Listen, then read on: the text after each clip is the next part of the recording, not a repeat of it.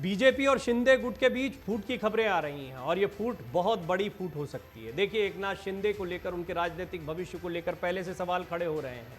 ये वो शिवसेना नहीं है जिसके साथ अभी तक बीजेपी उतरती रही है। बेशक चुनाव चिन्ह और पार्टी का नाम एकनाथ शिंदे के पास है, लेकिन ठाकरे की विरासत का दावा वो भी खुलकर नहीं कर पा रहे हैं। बीजेपी जानती है कि 2024 के चुनाव में उतरना है तो नए समीकरणों के साथ ज्यादा ताकत के साथ उतरना होगा। हर राज्य पर फोकस है, तो महाराष्ट्र जैसे महत्वपूर्ण राज्य को बीजेपी कैसे छोड़ सकती है। सबके बीच में शिंदे गुट की तरफ से एक बड़ा दावा किया गया है और शिंदे गुट के इस दावे को बीजेपी और शिंदे गुट के बीच में फूट के तौर पर लिया जा रहा है। क्या है यह दावा, कितना गंभीर हो सकता है, क्या 2024 में कुछ नए समीकरण बनेंगे, बहुत सारे सवाल खड़े होते हैं। 2024 में होने वाले लोकसभा चुनाव से पहले महाराष्ट्र में भाजपा और शिंदे गुट के गठबंधन को लेकर जो फूट की खबरें सामने आ रही हैं, उसमें सीएम एकनाथ शिंदे की जो शिवसेना है उसके सांसद गजानन कीर्तिकर का एक बयान है। भाजपा पर उन्होंने सौतेला व्यवहार करने का आरोप लगाया है। गजानन कीर्तिकर ने 2024 के लोकसभा चुनाव के लिए बीजेपी के साथ सीट शेयरिंग फॉर्मूले को लेकर भी बड़ा बयान दे दिया है।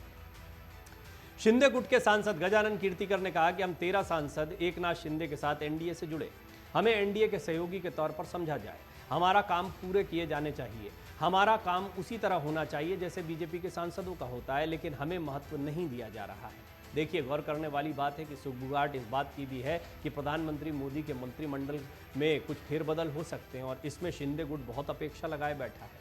क्या उनकी ये जो बागी तेवर है, इसको इससे जोड़कर देखा जाए, एक बड़ा सवाल है। बहरहाल, भाजपा की ओर से हमारे सांसदों के साथ सौतेला व्यवहार किया जा रहा है, ये बयान अपने आप में काफ़ी बड़ा बयान है जो गजानन कीर्तिकर ने दिया है।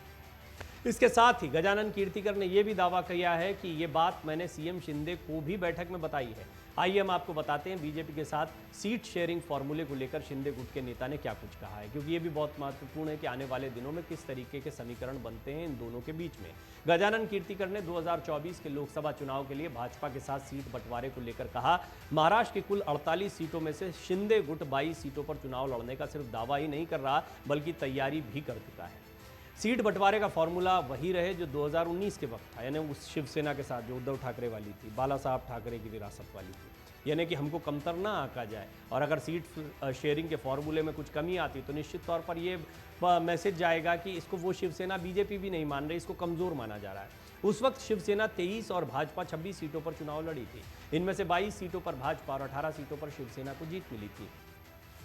शिंदे गुट के सांसद के इस बयान से बीजेपी शिवसेना गठबंधन के भविष्य को लेकर सवाल खड़े हो गए हैं। इस बीच महाराष्ट्र के उप मुख्यमंत्री और बीजेपी नेता देवेंद्र फडणवीस ने तत्काल विवादों पर पर्दा भी डालने की कोशिश की है। फडणवीस ने अपने बयान में कहा कि गजानन कीर्तिकर ने कहीं ऐसी बातें नहीं कही है, ये खबरें बेबुनियाद है। हमारे यानी बीजेपी शिंदे गुट की शिवसेना के बीच में कोई समस्या नहीं है। शिवसेना और भाजपा समन्वय के साथ काम कर रही है, ये ऐसे ही आगे भी रहने वाला है। सीट शेयरिंग को लेकर हमारे बीच जब सारी बातें तय हो जाएंगी तब हम आपको इस बारे में जानकारी देंगे, यानी वही फॉर्मूला रहेगा नहीं रहेगा इस बारे में उन्होंने कुछ नहीं कहा है। महाराष्ट्र में सरकार बनाने के लिए कांग्रेस और राष्ट्रवादी कांग्रेस पार्टी के साथ हाथ मिलाने के बाद उद्धव ठाकरे के नेतृत्व वाली शिवसेना 2019 में राजग से बाहर हो गई थी। पिछले साल शिवसेना में फूट के बाद शिंदे ने बीजेपी से हाथ मिला लिया, मुख्यमंत्री बन गए, शिवसेना भी उनको मिल गई है चुनाव आयोग की तरफ से। वहीं अब अगले साल होने वाले लोकसभा चुनाव को लेकर महाराष्ट्र में जबरदस्त हलचल देखने को मिल रही है। एक और महाविकास आघाड़ी में सीटों के बंटवारे के फॉर्मूले पर खींचतान जारी है, तो दूसरी ओर अब एकनाथ शिंदे गुट ने भी महाराष्ट्र में लोकसभा चुनाव के लिए बीजेपी शिवसेना अलायंस में अपनी स्वाभाविक दावेदारी को सुनिश्चित करने का मन बना लिया है।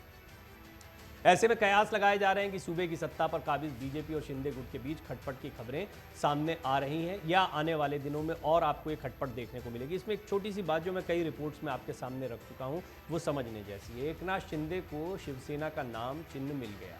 एकनाथ शिंदे की ताकत अभी क्या है, उनके साथ आए हुए विधायक हैं, लेकिन उससे भी ज़्यादा बड़ी ताकत है देवेंद्र फडणवीस और बीजेपी का साथ। देवेंद्र फडणवीस ने एकनाथ शिंदे का साथ दिया, बीजेपी सत्ता में आ गई, लेकिन वो उप मुख्यमंत्री है। एकनाथ शिंदे निश्चित तौर पर बीजेपी का चेहरा बनकर चुनावी मैदान में नहीं उतरेंगे। देवेंद्र फडणवीस बीजेपी का चेहरा है, एकनाथ शिंदे का क्या होगा? अभी तो उनके पास क्योंकि सत्ता में आने के लिए पर्याप्त विधायक थे तो निश्चित तौर पर उनको मौका दे दिया गया, लेकिन ऐन चुनाव के पहले क्या बीजेपी इसी मैसेज के साथ जाएगी? शिवसेना की सरकार बनवाई या शिवसेना की सरकार रहने दी गई? और ये एक इम्प्रेशन देने की कोशिश की गई, एक नैरेटिव बनाया गया कि हमने कोई सरकार गिराई नहीं है, जो सरकार चल रही थी वही है, सरकार का या पार्टी का आंतरिक परिवर्तन हुआ है। शिवसेना में कई लोगों ने चाहा कि उद्धव ठाकरे के नेतृत्व से हटा दिया जाए उनको, उद्धव ठाकरे किनारे हो गए। यही बात कोर्ट में कही जा रही है कि हमने शिवसेना कभी छोड़ी ही नहीं, क्योंकि महाविकास आघाड़ी के साथ उद्धव ठाकरे हैं, इसलिए बीजेपी ने यहाँ पर सपोर्ट कर दिया। बीजेपी के मंत्री देखने को मिलते हैं, देवेंद्र फडणवीस खुद उप मुख्यमंत्री देखने को मिलते, सत्ता में आ गए। अब सत्ता में तो आ गए हैं, लेकिन बड़ा सवाल है कि जब जनता के बीच दोबारा जाएंगे तो क्या समीकरण होंगे। पिछली बार जब उतरे थे तो शिवसेना उद्धव गुट जो अब देखने को मिलता, उद्धव ठाकरे के साथ में बीजेपी ने चुनाव लड़ा था, अच्छी कामयाबी मिली थी लोकसभा चुनाव में। लेकिन अब जब उतरेंगे मैदान में और यहाँ पर उद्धव ठाकरे, शरद पवार और कांग्रेस एक साथ देखने को मिले, यदि महाविकास आघाड़ी में सीट शेयरिंग का कोई फॉर्मूला तय हो जाता है, तो इसके बाद में स्थितियाँ बिल्कुल वैसी नहीं रहेंगी जैसी पिछली बार थी। निश्चित तौर पर यह बात भी बीजेपी के जहन में, और बीजेपी अकेले भी चुनावी मैदान में उतरने की स्थिति में महाराष्ट्र की सियासत में नहीं दिखाई पड़ती है। ये अलग अलग सीटों का समीकरण होता है। एकनाथ शिंदे बेशक पार्टी का नाम, पार्टी का चुनाव चिन्ह है, मुख्यमंत्री का पद है, उनके साथ विधायक हैं, उनके साथ सांसद हैं, इसके बावजूद जनता के बीच में अभी वो छवि बनाने में कामयाब नहीं दिखते जो बाला साहब ठाकरे के उत्तराधिकारी की छवि हो। आज किसी से कहा जाए कि क्या एकनाथ शिंदे बाला साहब ठाकरे के उत्तराधिकारी हैं, तो जवाब आपको ज़्यादातर में जब भी कोई सर्वे करवाया जाता है या मैं ओपिनियन पोल यहाँ पर आपकी लेता हूँ तो जवाब मिलता है कि नहीं, उद्धव ठाकरे या राज ठाकरे भी, जो कि पार्टी से अलग दिखते, वो स्वाभाविक उत्तराधिकारी दिखाई पड़ते हैं। अभी भी मैं आपके सामने ये सवाल रखता हूँ, आपको क्या लगता है? इसी रिपोर्ट में आप अपनी राय जरूर रखें कि आपको एकनाथ शिंदे बाला साहब ठाकरे के एक उत्तराधिकारी के तौर पर दिखाई पड़ते हैं? क्या शिवसेना को वैसे ही आगे बढ़ा पाएंगे? क्या बीजेपी को इस शिवसेना का, एकनाथ शिंदे के साथ में जो शिवसेना है, उसका वही फायदा मिलेगा जो कि शिवसेना के साथ उद्धव ठाकरे या बाला साहब ठाकरे की विरासत वाली शिवसेना के साथ मिलता रहा? ये बहुत महत्वपूर्ण सवाल है और इस सवाल का जवाब ही अपने आप में बीजेपी की चिंता को भी दिखाता है। ऐसे में गजानन कीर्तिकर का इस तरह का बयान देना ये बताता है कि शिंदे गुट और बीजेपी के बीच भी सब कुछ ठीक नहीं चल रहा है।